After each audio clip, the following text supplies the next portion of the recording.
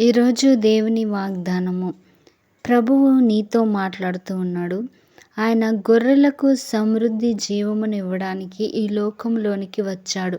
నశించిన దానిని వెదకి రక్షించడానికి ఈ లోకంలోనికి వచ్చాడు. నీవు ఏ కష్టంలో ఉన్నా, కన్నీళ్లలో ఉన్నా, పాప బంధకాల్లో ఉన్నా నిన్ను విడిపించడానికి యేసుక్రీస్తు ఈ లోకంలోనికి వచ్చాడు. ప్రభువు విశ్వాసులను గొర్రెలతో పోల్చాడు. గొర్రెలు మరి స్వాభావికముగా మంచివి. వాటి హృదయము మరి నిమ్మలముగా ఉంటుంది.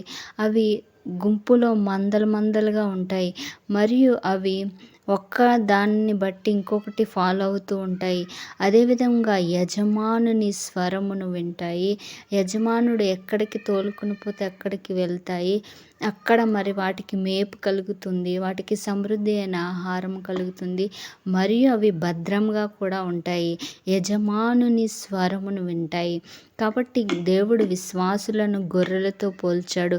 బలహీనమైన గొర్రెలకు ప్రభువు మరి వాటిని పోషించేవాడిగా ఉన్నాడు. నీవు ఏ బలహీనతలో ఉన్నా మరి దాన్ని విడిచిపెట్టుటకు దేవుడు నీకు శక్తిని అనుగ్రహిస్తాడు. కానీ ఈ లోకంలో చాలామంది గొర్రెలు అని క్రైస్తవులను అవమానపరుస్తారు. దేవుడు 2 విధాలుగా మనుషులను ఏర్పరిచారు. 1 గొర్రెలు, 2 మేకలు.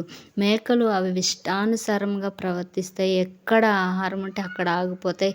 అక్కడ ప్రమాదం ఉందా ఏముందో చూసుకోవు. వాటి ఇష్టానుసారంగా ప్రవర్తిస్తాయి. కానీ గొర్రెలు ఆ విధముగా కాదు. యజమానునికి లోబడి ఉంటాయి. ఒక క్రమంలో వెళ్తూ ఉంటాయి. ఈ ఉపమాన రీతిగా ప్రభు మనకు అర్థమయ్యేటట్లు ఈ విషయాలు మనకు తెలియజేశాడు తప్ప విశ్వాసులు గొర్రెలని కాదు. కాబట్టి దేవుని యందు విశ్వాసం ఉంచండి. ఆమేన్.